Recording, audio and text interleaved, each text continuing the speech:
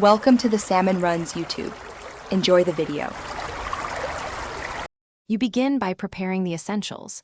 Clear a 2m by 2m play area and remove anything you might trip on. Once done, charge the headset and controllers to at least 50% and run firmware updates so performance is stable.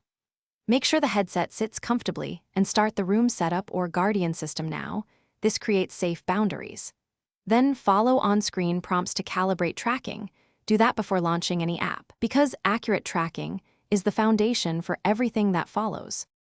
Next, pair your controllers and confirm tracking sources, Bluetooth or base stations.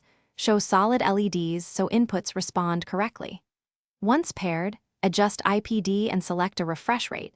Increasing render scale sharpens visuals but might reduce frame rate, so balance clarity versus performance. Configure locomotion. Pick teleport for comfort or smooth walk if you tolerate motion.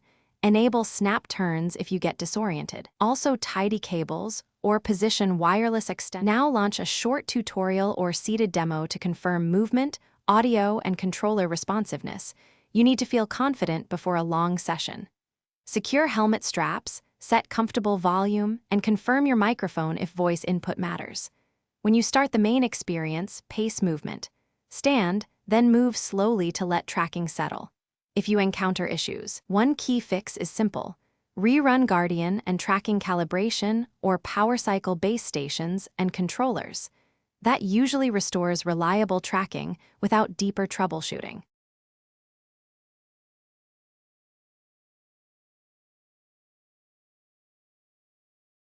Thanks for watching. Consider subscribing if we helped you.